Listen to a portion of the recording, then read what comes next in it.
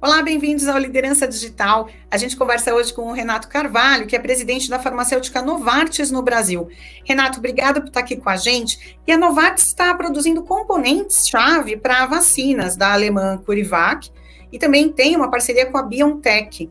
De que forma a tecnologia entra nesse processo de produção? Obrigado pelo convite, um prazer estar aqui com vocês, e muito importante, né, um tema tão relevante, a transformação digital nas companhias. Bom, vamos falar um pouquinho de vacinas. As vacinas, obviamente, né, a gente está numa situação super crítica no mundo, nessa maior crise sanitária, né, das nossas gerações, e nós, enquanto Novartis, a gente se colocou muito num papel de como a gente pode ajudar? Por ser uma indústria farmacêutica, uma empresa farmacêutica que já produziu vacinas, a gente tem de fato plantas e tecnologia, né, com o aporte necessário para ajudar na produção e aumentar a escala global. Como é que vocês aplicam tecnologia, por exemplo, software, hardware, aplicações de inteligência artificial, enfim, na pesquisa de novas vacinas? Se você olhar o histórico de vacinas, né, ao longo dos vários anos no mundo, uma vacina, eu acho que na melhor das hipóteses, talvez o melhor caso que a gente tenha era um período de desenvolvimento de 4, 5 anos. Isso é um bom caso, né, é assim que a gente evoluiu, né, enquanto ciência no desenvolvimento de vacinas. Agora, obviamente, quando aconteceu o que aconteceu com essa crise de Covid, todos os grandes players da indústria começaram a colocar muito mais esforços, né, para se desenvolver vacinas. Eu acho que a grande resposta entra no bloco de inteligência artificial, machine learning, big data.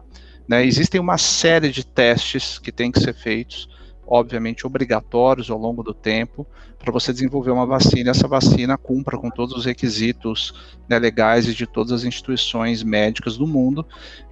E o que aconteceu foi que com o investimento, né, financeiro, que é claramente importante, e com conhecimento de todas as grandes empresas, e aí com toda essa base nessa arquitetura de dados, informação, machine learning, inteligência artificial, muitas das hipóteses que antes eram testadas e se demorava mais tempo para conseguir uma resposta, elas conseguiram ser testadas mais rapidamente, e alguns dos caminhos que outrora seriam, talvez, né, cursados ali para a gente tentar ter uma resposta, com, né, inteligência artificial aplicada, você entende que aquele caminho não necessariamente vai trazer a solução mais rápida. Então houve um grande investimento, muito comprometimento, né, em cima de dados da indústria como um todo, e é assim que a gente também está fazendo para poder ajudar, seja nas vacinas recorrentes que estão sendo discutidas, ou seja em novas tecnologias, como por exemplo, tecnologias de terapia gênica, que a gente começa, né, algumas discussões já nos Estados Unidos,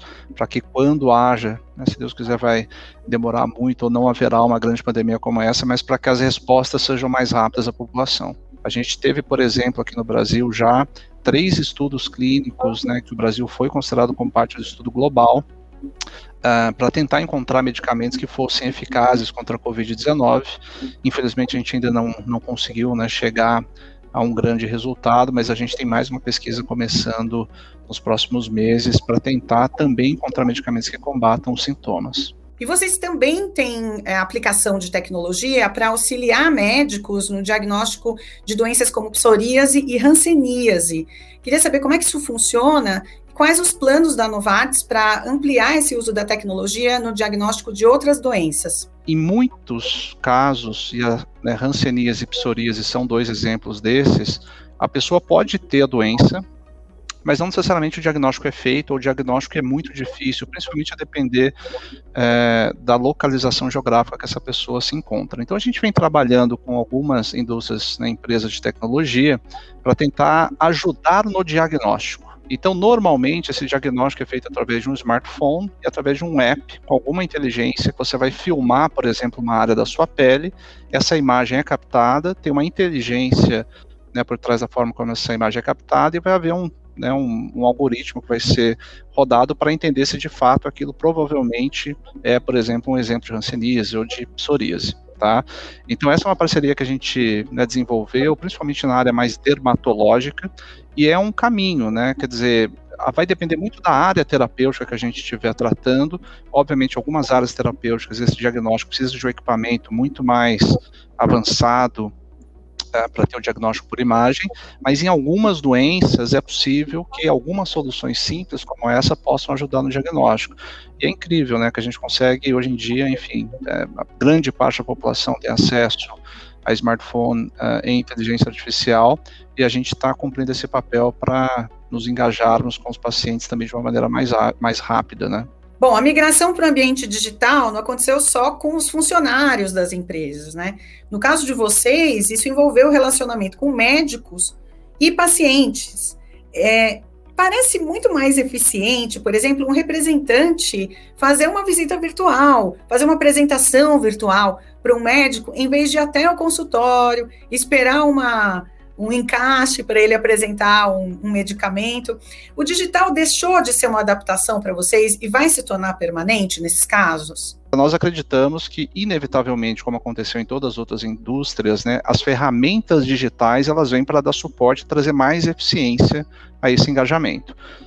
Então, vou dar um exemplo aqui, né? Durante décadas, na verdade, a forma como a gente operou foi produzir, né, alguns papers e material para levar fisicamente ao médico. Naturalmente, hoje você não vai investir tempo da mesma forma e capital para levar material impresso na mesma magnitude para os médicos, você vai ter uma interação digital. Outro ponto, né, a gente dependeu durante muito tempo desse momento único de feedback, onde a informação era passada, o nosso colaborador ia registrar a informação e ia trazer para dentro de casa. Com ferramentas digitais, isso que era pontual passa a ser constante e você começa a ter informação o tempo todo. E é literalmente uma via aqui de mão dupla para que nós possamos oferecer informação, mas também e principalmente receber informação dos médicos. Então essa é uma transformação inevitável, como aconteceu em outras indústrias, e esse engajamento médico ele tende a ficar muito mais profissional e mais preciso, né?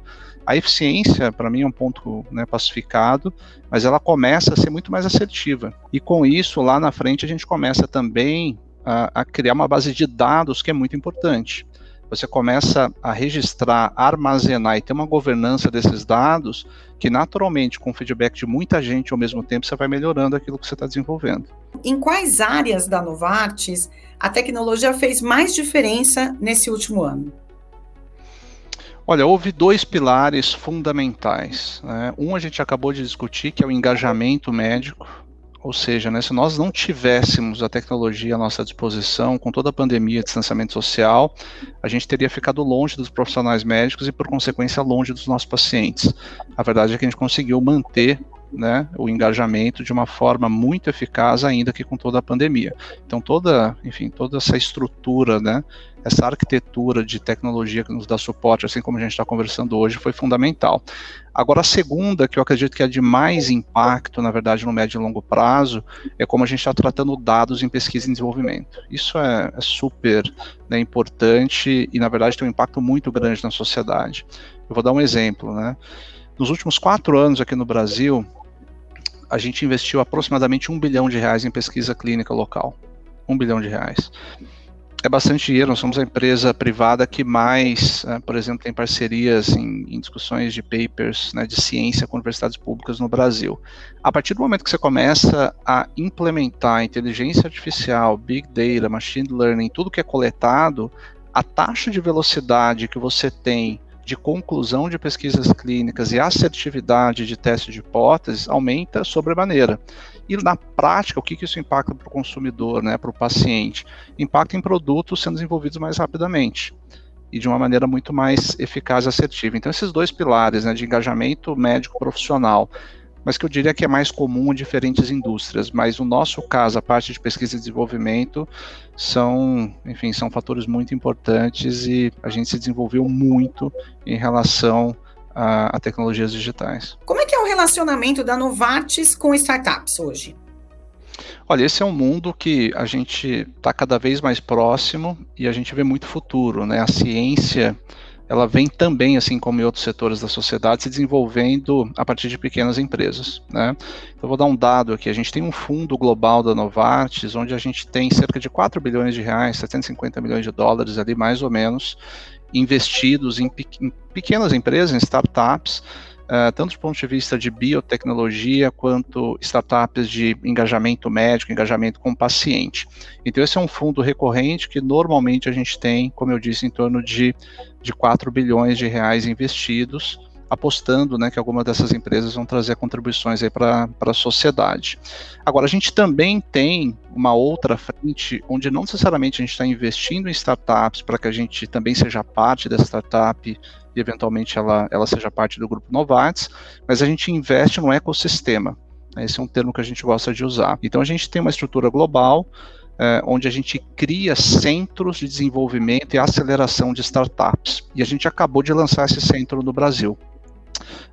A gente lançou em janeiro, né? A gente começou aí os trabalhos, a gente fez um lançamento oficial em dezembro, mas começou os trabalhos em janeiro, e nós somos um dos poucos países, talvez 5, 7 países do mundo, onde tem essa aceleradora, e a gente está começando, é super interessante, a gente está bem animado, a gente está começando a identificar as startups brasileiras que a gente quer trazer para essa aceleradora, e aí, de novo, aqui, não necessariamente, né, o intuito é nós investirmos na startup financeiramente, sermos sócios, mas ajudar essa startup a crescer dentro do ecossistema de saúde, resolvendo problemas que a gente tenha, seja com pacientes, seja com clientes da área de saúde, seja saúde primária, seja saúde secundária, seja engajamento médico, seja pesquisa e desenvolvimento, enfim, o nosso objetivo é melhorar esse ecossistema. Renato, muito obrigada por participar aqui do Liderança Digital e compartilhar a sua experiência, sua visão aqui com a gente.